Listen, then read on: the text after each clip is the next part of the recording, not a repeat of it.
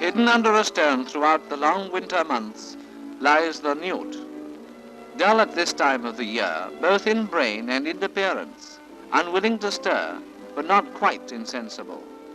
There is nothing now to tempt the queer little creatures to move.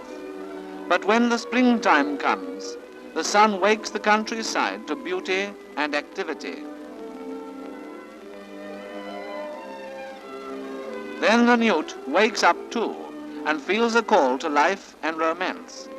The female newts are the first to get this spring feeling and experience an urge to wriggle off to the nearest pond. Into the pool they glide, and as the undersurface of the water reflects the bottom of the pond, so the reflection of each newt is thrown on the water above its head.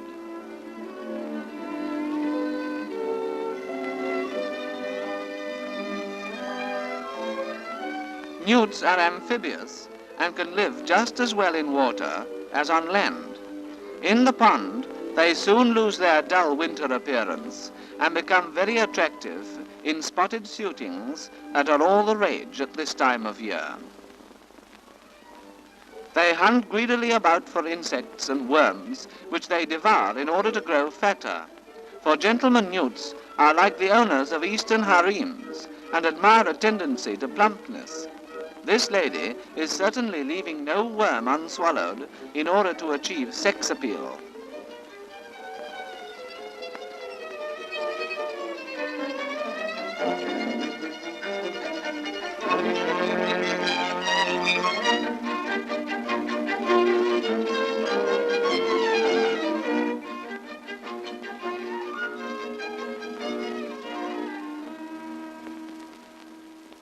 Now the gentlemen newts leave the land and take the plunge.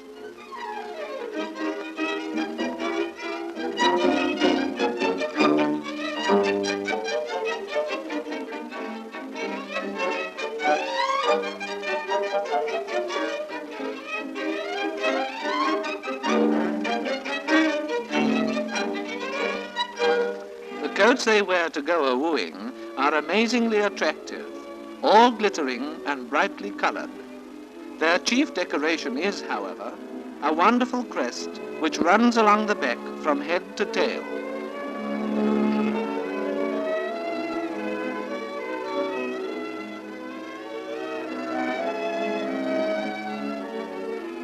No wonder this lady is transfixed by the gentleman's charms, and he appears equally struck by hers.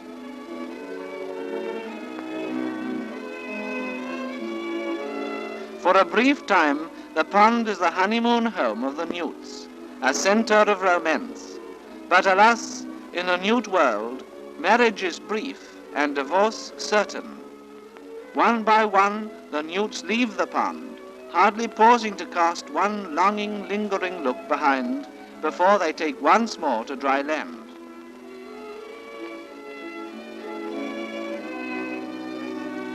Newts do look very like prehistoric monsters, and though they are quite harmless, their strange appearance often inspires fear and suspicion.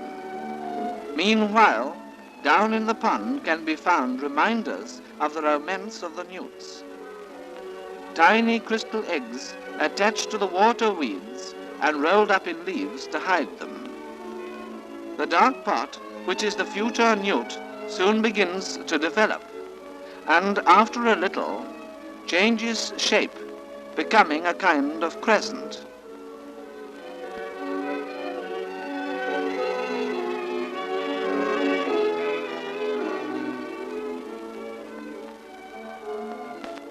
Of course, this picture is very much magnified. Gradually, this crescent begins to suggest an animal with head, body, and tail. The movements of the little creature can be clearly seen at this stage, and they soon become practically continuous. The contortions of the young newt would certainly attract enemies, and it would soon be gobbled up. Only by this time, the egg shell, which is sticky, has collected a coating of rubbish, which acts as a screen for the creature within. And now, at length, the egg is ready to hatch out. Sometimes, very rarely, there are twins in one eggshell.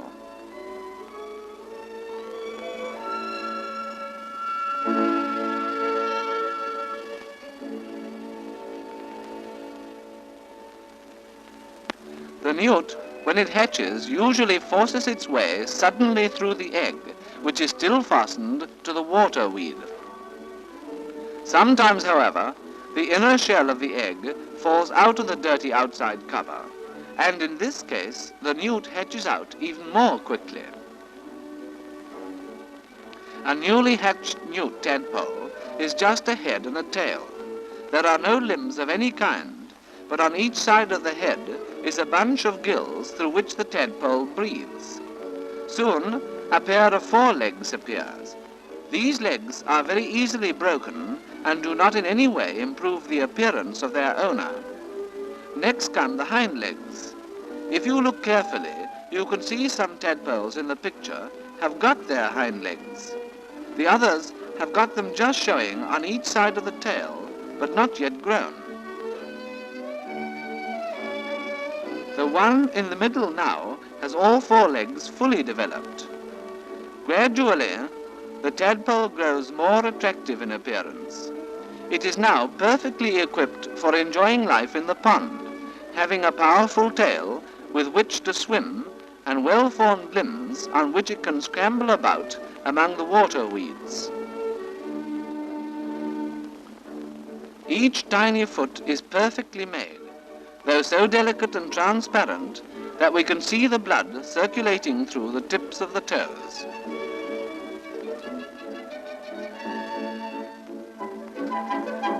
Equally beautiful are the gills, the organs with which the young newt breathes by drawing in oxygen from the water. Looked at from any point of view, through the microscope, they suggest a very lovely glass ornament, rather than the breathing apparatus of a tiny reptile.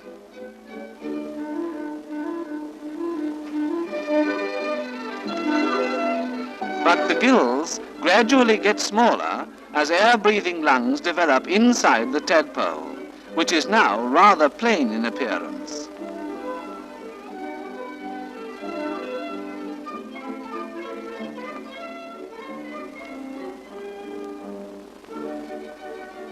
Soon, however, the lungs will be completely grown, and the young newt, having become a land animal, must leave the water. Carefully he pauses to try out his new breathing outfit, and when that proves okay, he takes his first look at dry land and the new world where he is to live. And now for adventure.